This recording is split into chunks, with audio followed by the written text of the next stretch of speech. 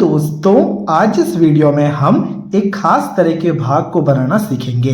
देखो, भाग के लिए सवाल दिया गया है, हमें 4 से भाग करना है 3 को, यानी कि किसी एक बड़े संख्या से हमें छोटे संख्या को भाग करना है। इस तरह के भाग में अक्सर बहुत सारे लोग फंस जाते हैं और इस तरह के भाग को नहीं कर पाते हैं। तो इस वीडियो में हम इस तरह के भाग को करना सीखेंगे। देखो, यहाँ पर 4 से भाग करना है 3 को ना, तो जब भी हमें बड़ा संख्या से छोटा संख्या को भाग करना हो ना, तो हम यहाँ पर लिखेंगे 0.। ऐसा हमें हमेशा करना है, ठीक है। जैसे हमने 0.0 लिखा ना, तो यहाँ पर एक और शून्य आ जाएगा।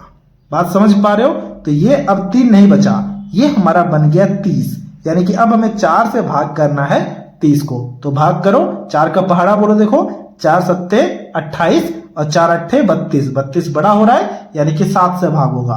तो 4 गुणे 7 क्या होगा? 4 सत्ते 28। तो आपने यहाँ पर 28 लिखा और हमें यहाँ पर घटाव को करना है। देखो, घटाव को करो, शून्य है तो हासिल 1 लिया, 10 बना 8 है, 10 से 8 गया, 2 आ गया और यहाँ पर तो हासिल 1 चला गया था, यानी कि 2 ही था। 2 से 2 गया, ये कट गया।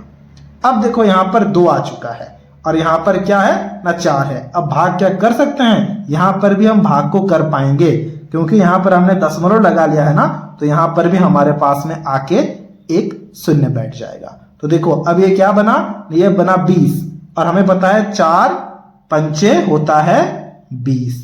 तो हमने यहाँ पर 20 लिखा, फिर हमें यहाँ पर घटाव को करना है।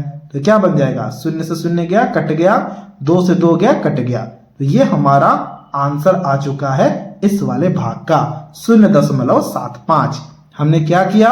सबसे पहले हमने देखा यहाँ पर छोटा संख्या है, तो इसलिए हमने शून्य और दशमलव लगा दिया। तो यहाँ पर एक शून्य आ गया, 30 बन गया। 4 सत्ते 28 हमने किया, 2 आ गया। 2 भी 4 से छोटा था, तो फिर क्या हुआ? यहाँ पर तो हमने दशमलव पहले लगा लिया है, फिर से हमें दशमलव लगाने की जरूरत नहीं है। तो फिर यहाँ पर डायरेक्ट एक 0 आकर बैठ गया और हमें पता है 4 पंचे 20 होता है, तो हमने यहाँ पर काट दिया। तो ये हमारा आंसर आ चुका है। यहाँ पर मैंने 2 और सवाल लिख रखे हैं। देखो, यहाँ पर है 8 से हमें भाग करना है 6 को। तो 6 तो छोटा हो गया 8 से ना, तो क्या करेंगे ना, शून्य लिखेंगे और दशमलव देंगे। तो यहाँ पर भी हमारे पास में एक शून्य आ जाएगा। तो ये 60 आ गया है। और 8 का पहाड़ा बोलो, 8 सत्ते 56, 8 अट्ठे 64, यानी कि आप 7 से दे सकते हो। 8 गुणा 7 क्या होगा? 8 सत्ते 56। तो हमने यहाँ पर 56 लिखा, फिर हमें क्या करना है ना, घटाव को करना है। तो घटाव को करो, तो क्या आएगा बताओ? शून्य से 6 घटाव होगा? नहीं होगा। तो हासिल आपने 1 लिया, 10 से 6 गया, 4 आ गया। हासिल 1 चला गया था, यानी कि 6 नहीं 5 बचा है, 5 से 5 गया, कट गया, यानी कि यहाँ पर 4 आ गया। और हमें पता है जैसे हमने दशमलव यहाँ पर दे दिया है, तो 4 तो सिर्फ बचेगा नहीं, यहाँ पर एक शून्य भी आ जाएगा। ठीक है, ये इसका नियम है। ठीक है, अब देखो 8 से 40 को आपको भाग करना है। क्या भाग होगा? बिल्कुल भाग होगा। 8 पंचे 40 होता है, तो यहाँ पर भी हमने लिखा 8 पंचे 40।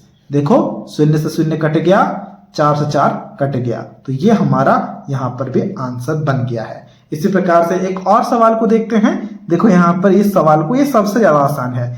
देखो, है 5 से हमें भाग करना है 3 को, तो ये भी छोटा है ना, तो यहाँ पर भी हम शून्य लगाएंगे और दशमलव देंगे। तो यहाँ पर क्या आ जाएगा? यहाँ पर भी एक शून्य आ जाएगा। अब 5 का पहाड़ा बोलो, 5 छक्का 30 आ रहा है ना, तो डायरेक्ट हम यहाँ पर 6 लिखेंगे और यहाँ पर 30 लिखेंगे। तो ये हमारा कट जाएगा, तो हमने यहाँ पर 30 लिखा। काटो, शून्य से शून्य गया, कट गया, 3 से 3 गया, कट गया। तो ये हमारा आंसर आ चुका है इस वाले सवाल के लिए। अब आपके लिए एक सवाल है, ये आपको खुद से बनाना है और हमसे कमेंट करके बताना है। सवाल है कि आपको 2 से भाग करना है 1 को। इस सवाल को अभी आपको खुद से बनाना है और हमसे कमेंट करके बताना है। तो ये था आज का वीडियो। अगर आपको ये वीडियो अच्छा लगा है तो वीडियो को एक लाइक जरूर से जरूर कर देना।